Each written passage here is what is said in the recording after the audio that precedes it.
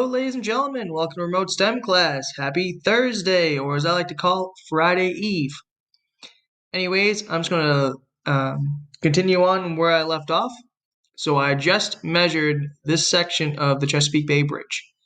Now, I know this isn't the full section because technically I believe some of this is connected onto it also. But I'm just going to do this part over the water. Okay? So I measured it. And now my next step is to put it into a Excel file or a Google Sheets file. We'll use Google Sheets. So I already had made that.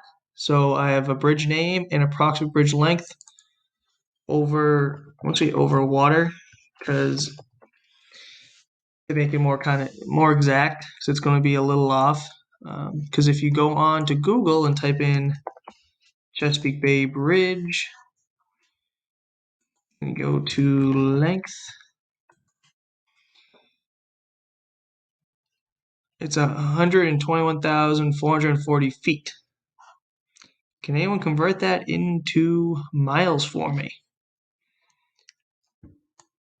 Right there. So it's 4.35 miles. Obviously, when I measured it, I got 4.22. So there's a little bit of discrepancy from here. Obviously, it doesn't account for this whole curvature of this part and whatnot, but this will be close. Or should be close if Google Earth is accurate. So anyways, I'm going to type in, actually because I am terrible at spelling, I'm going to just copy it, put it in.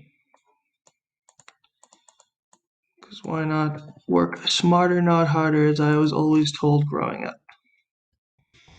Chesapeake Bay Bridge.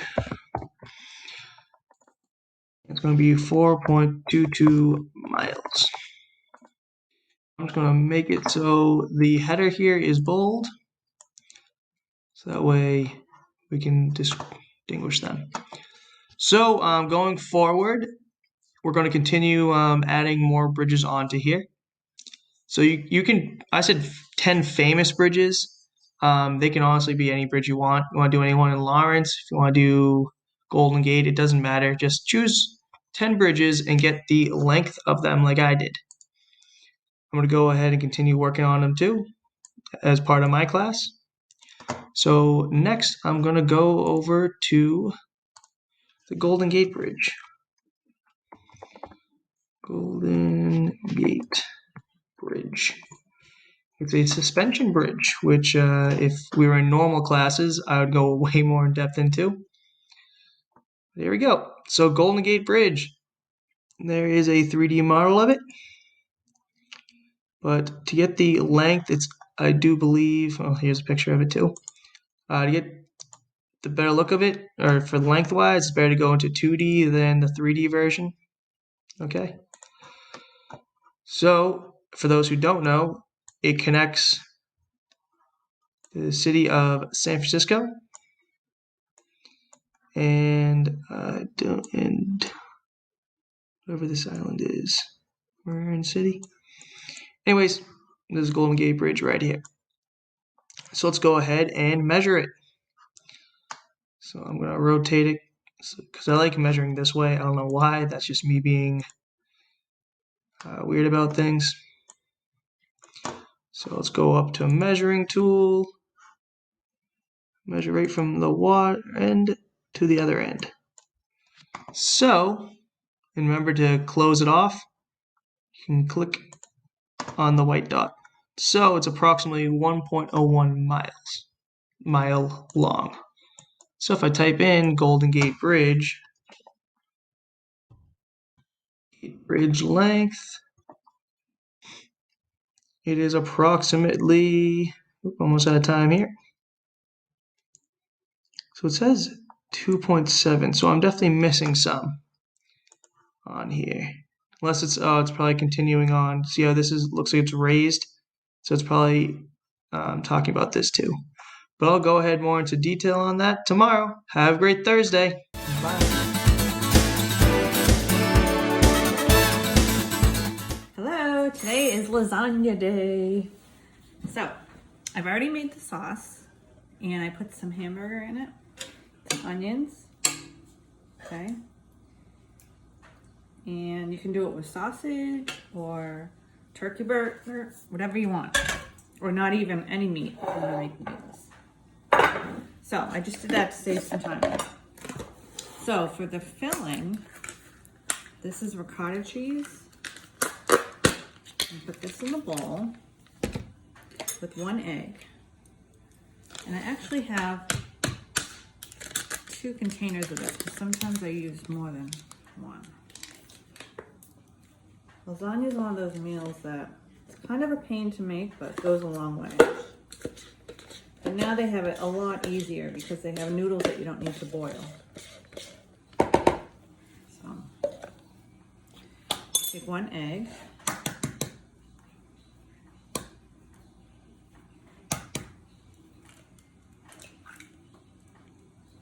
Okay. Push this down a little bit. Okay, so I'm just going to mix this up.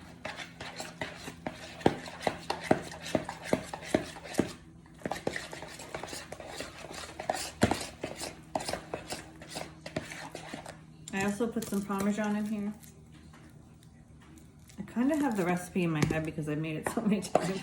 But if you look on the back of any of these lasagna noodles or any, go on Google, you can find many recipes for lasagna.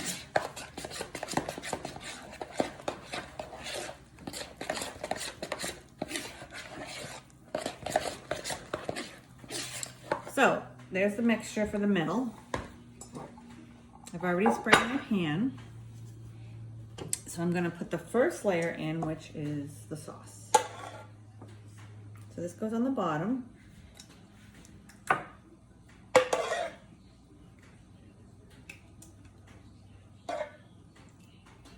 So I made this sauce with some tomato paste. I put some Italian seasoning in, a little bit of hamburger, a little bit of onion.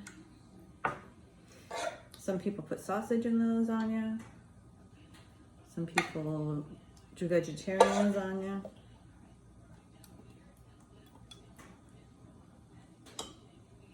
You don't use any meat or any pasta for that matter. You can use zucchini. All right, so then I'm going to put this, hold on. I'm gonna put some noodles. Now, you used to have to cook these, but now they make them, all you have to do is put them in the oven, which is score. So I'm gonna put a layer of these on.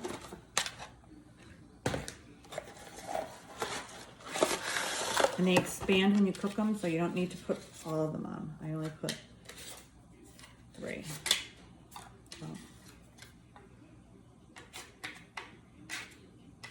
guess I could put 4.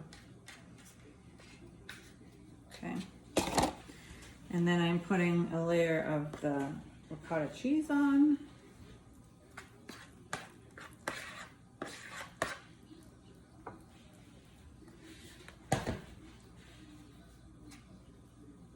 Spread this out.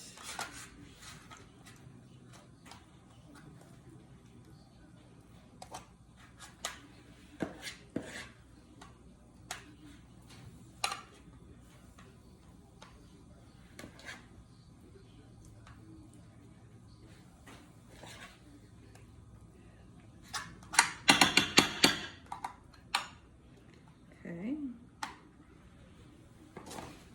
Then I'm going to put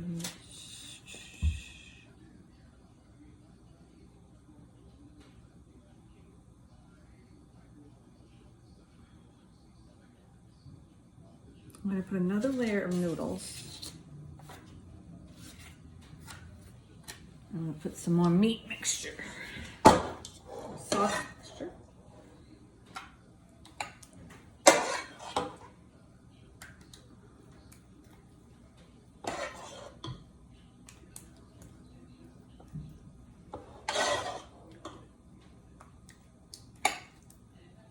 Can't really mess up lasagna. Anything like noodles and sauce, right? Okay, now I'm gonna put some noodles again.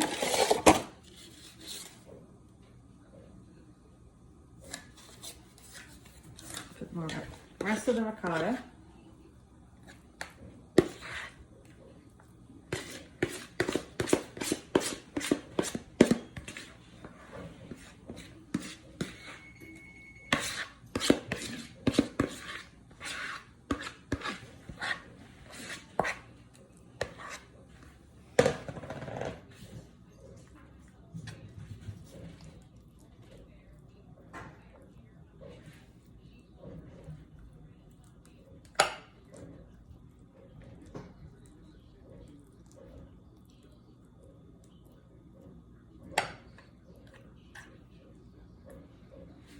Hey, we used to make lasagna at Christmas time when we had a lot of people over. Top with noodles.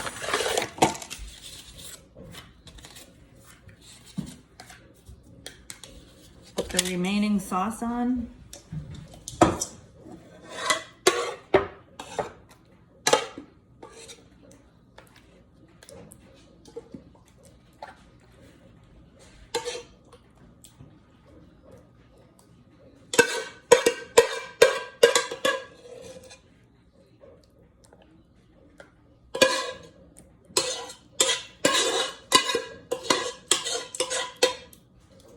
Okay, now I'm going to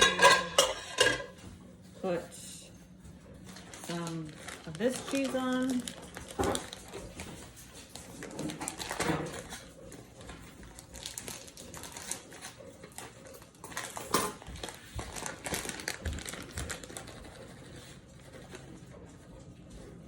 Now when I put it in the oven, I only cook it for 45 minutes, but I put a tin foil on top so the cheese doesn't burn. Because sometimes the cheese will cook ahead of everything else.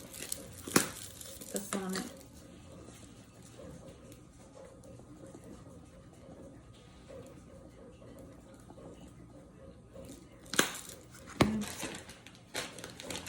So it looks like this. So it is gonna go in for about 45 minutes. I'm gonna cover it. But I don't want it to stick, so I'm gonna make like a tent. Just to keep the top from burning while the other part cooks. And then like last 10 minutes, last 15 minutes, I'm going to take the tin foil off so the top can brown. Okay, so it's in the oven for 375. And I will show you the end product when it comes out. See you later. Okay guys, so it's out of the oven, it's done. Notice how everything is bubbling all around. It means it's nice and hot and done, cooked all the way through. And it's not too burnt on the top, it's just brown, which is good.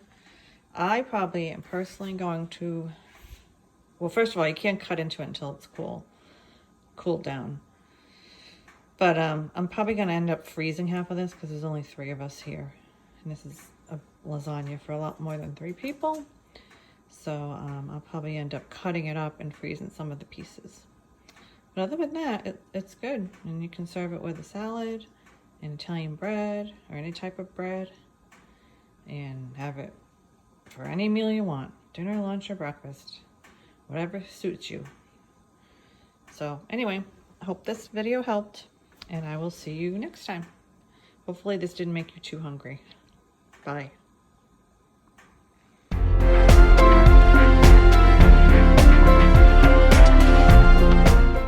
Hey Gators, welcome back to Language and Play. So today we're going to be watching one more clip from Ratatouille, the TikTok musical. I hope you enjoyed the first one. It really is a fun little musical that they did. We're going to be looking for some more of that social media influence, as well as how they were able to create the feel of live theater. They did do this in one take. Each person filmed themselves and sent it in. As you know, on social media, you don't usually refilm yourself several times. So that's another cool aspect about this video. So we're going to be taking a look at one of the larger numbers towards the end of the show. So you can see a couple more of the characters. I also want you to focus on the two characters, Remy's brother and Remy's father. All right? How did those two characters bring their animal characters to life? All right, the actor Wayne Brady and the actor-singer Adam Lambert created these two other rat characters. How did they bring their animal characters to life? You'll see a very distinct difference between the two, or between the three, really, if you include Remy. All right, so let's take a look at that clip, and then Friday we're going to examine it a little bit more. So what you're looking for, how did the father and the brother bring their animal characters to life, and what further influence of social media did you see in this play? All right, enjoy the clip. Pink alleyway, a brick of cheese. I just wish, trigger warning, vulnerability, that my family was here to share it all with me. Remy! I can't believe it! You're alive! Oh, we've been looking for you everywhere! You be in Paris. Oh, I knew it! It's so good to have you back, son.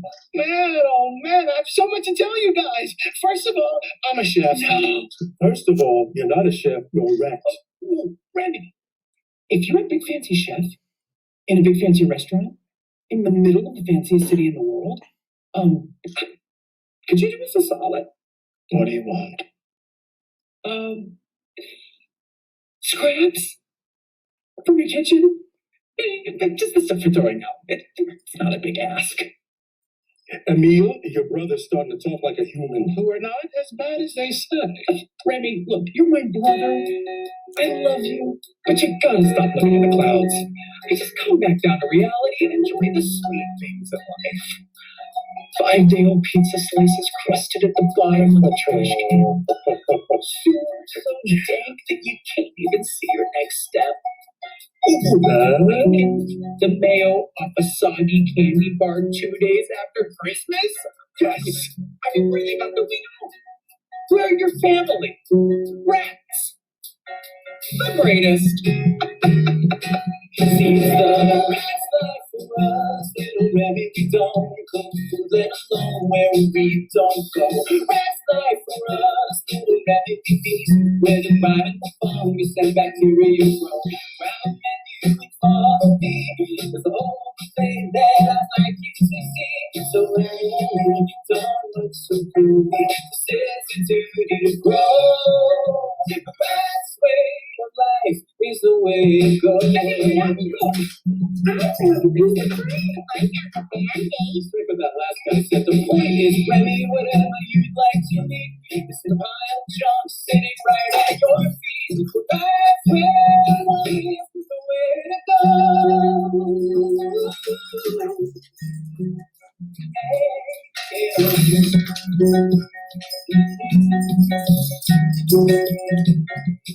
Emil, hope you don't understand this. Anyone can cook. Chef Gusto said it on TV. We have everything we need. Just take a look and you will see. Yes, you will see. It's the rest life for us. Little Remy, we don't cook food, let us alone and keep food free. It's deep inside, super heavy. The urge to cook is rising like bone. Grassy bread crusted, grass crust. It can be used as a garnish. I don't need any more snacks, baby. Just listen to me and watch the magic grow. The rest will lie. The way it goes.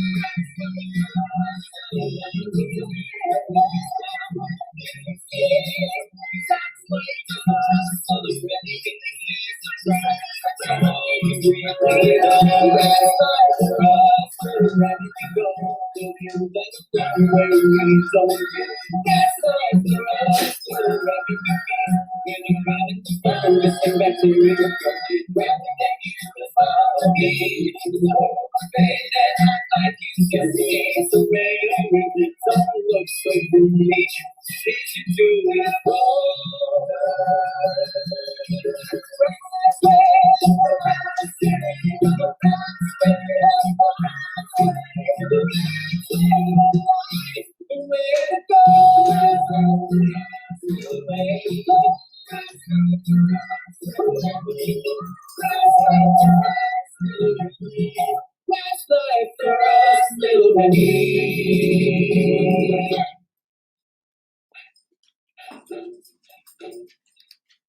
Say what?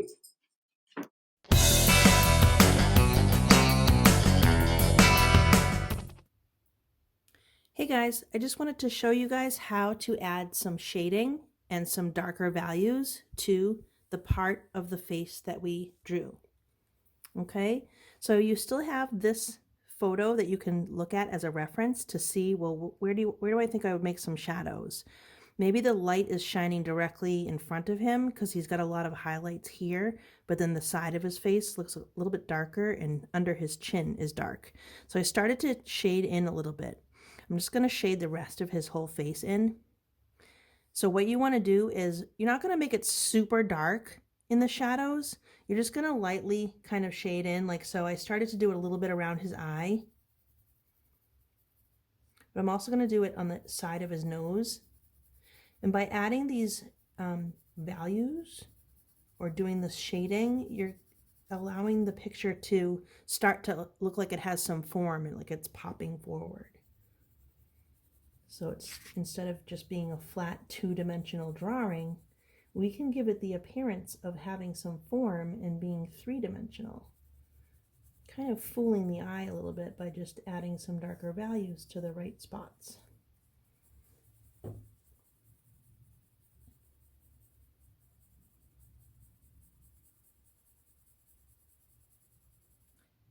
I know some people didn't have magazines, so if you don't have a magazine, you can just draw a face and then add some shading to it. Add some darker values to some of the areas of the face. The side of the nose is good. Around the eye is good.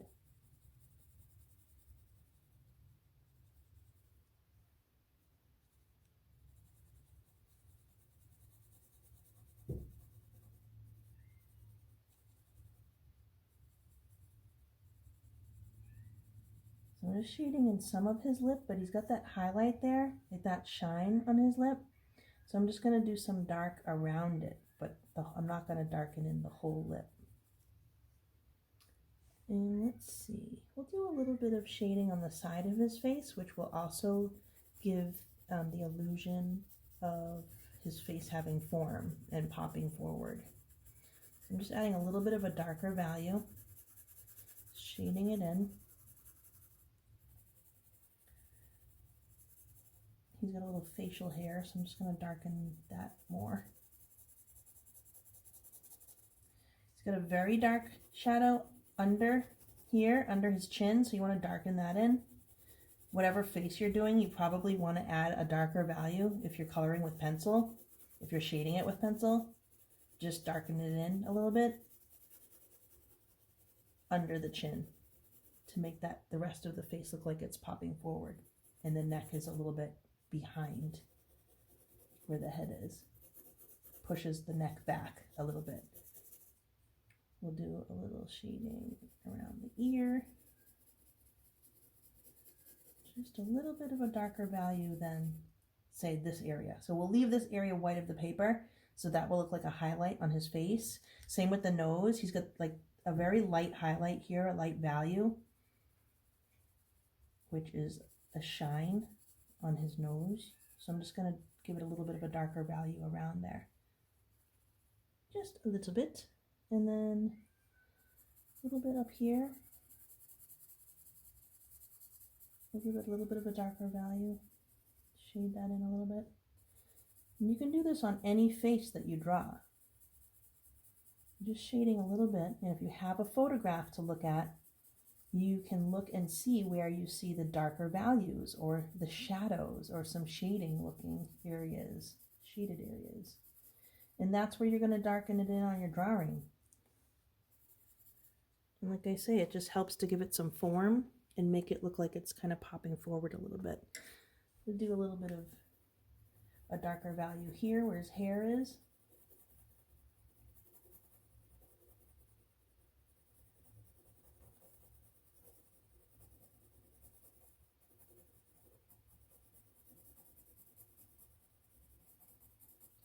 And I'm doing like some kind of squiggly lines to give it the appearance of some texture.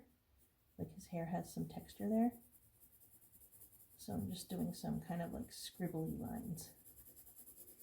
But I'm also darkening it in, giving it a darker value, and sheeting it in.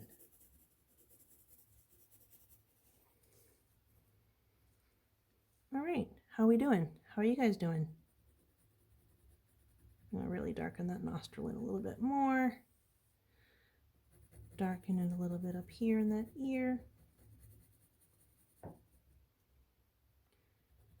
Right in that there to show where his lips are opened a little bit. And under here, I'm gonna darken a little bit more.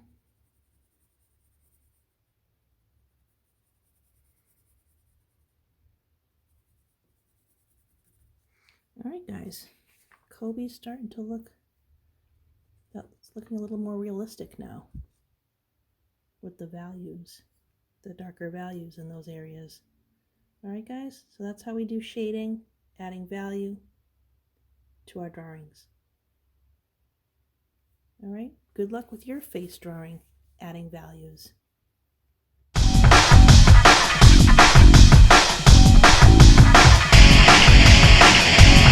Back to another episode of Virtual PE. I'm Miss Sweetie. Alright, today we're going to be stretching and I'm going to work on our upper body. Alright, we're going to go ahead and take a seat on the ground and we're going to do 5 shoulder rolls. Going backwards.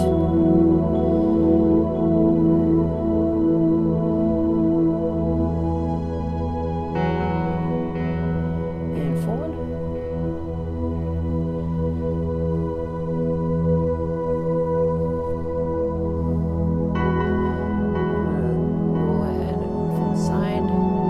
Front to side.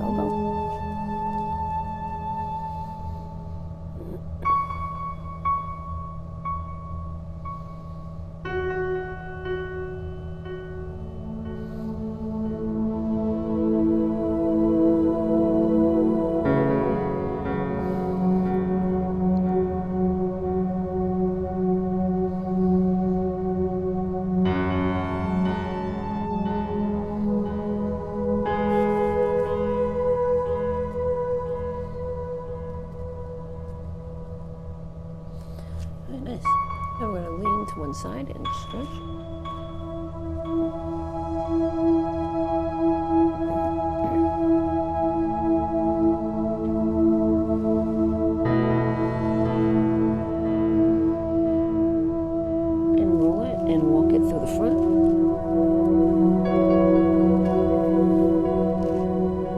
a stretch.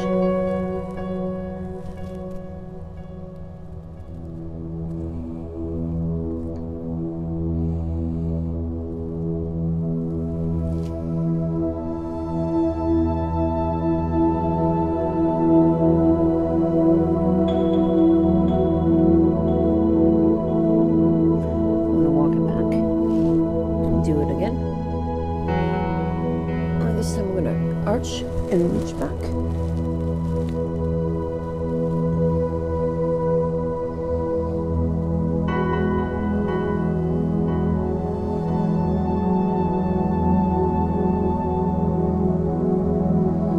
And walk it through the front.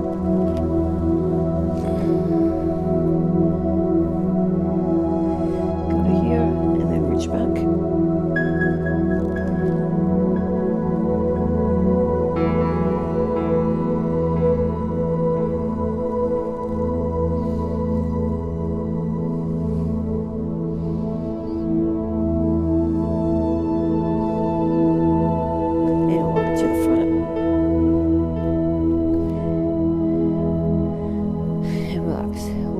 Our belly. And we're going to reach back, grab both hands, and we're going to lift our neck and chest off the floor.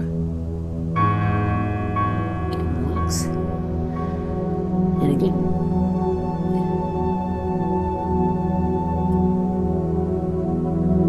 Relax. Again.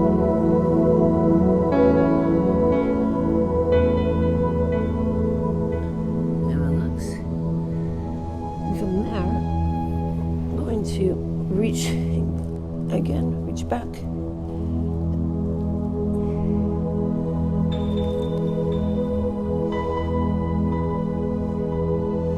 Relax. Roll over to the other side. Reach back.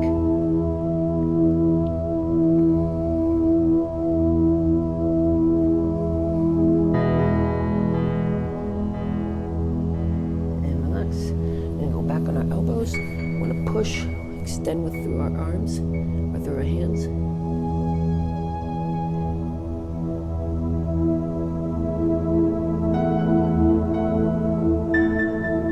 And relax. Come back to our bow. One foot over the other. Opposite elbow, opposite knee, and twist.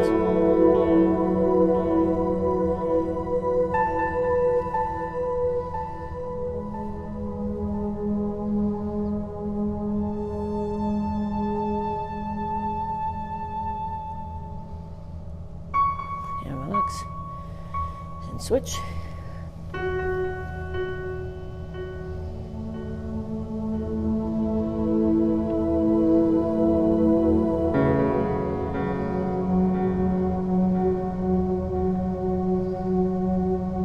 And relax. Alright guys, thanks for working out today. Alright, it's Thursday stretch day, so let's get these legs stretched out. Feet together, throw pressure on your inner thighs, let's get that inner groin stretched out. About 10 to 15 seconds each stretch.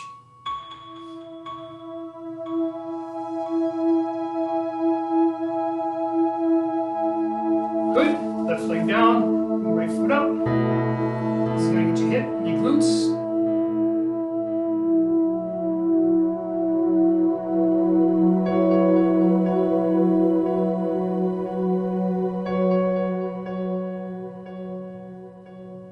Switch. Right leg down, left leg up. Those hip and glutes.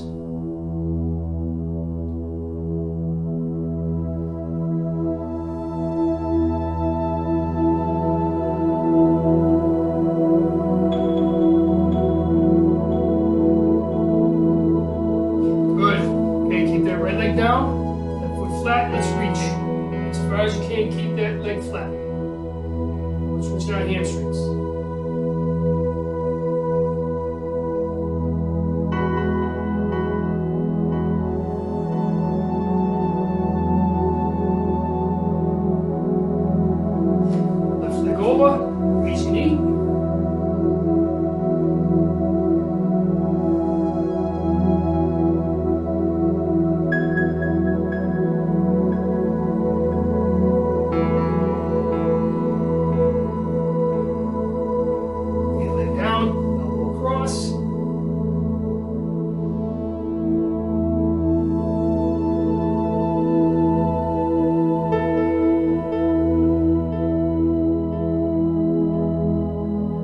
Good. Left leg down, right knee up, reach.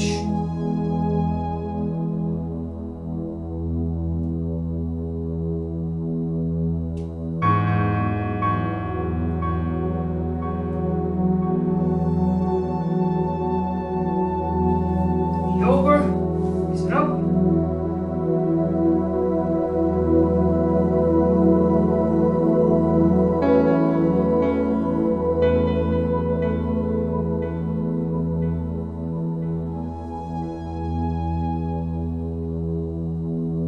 Down, double cross.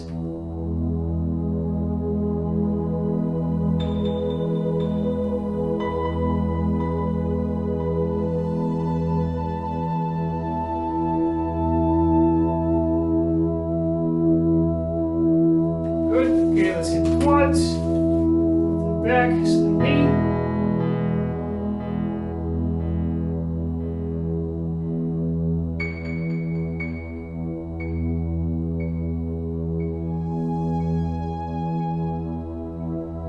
Switch, right leg back, slightly.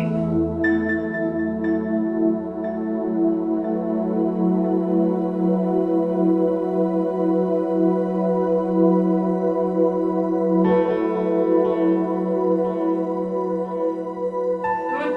Last one, right foot on top. Okay, reach.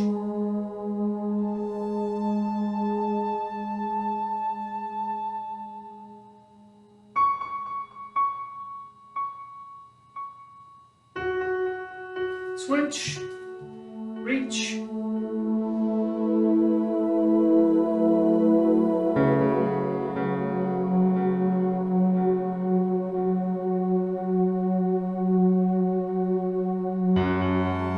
And we're done. See you tomorrow. Did a good work on it going again. Thanks for watching Enrichment TV, Gators. Remember, work hard, be nice, and we'll see you tomorrow.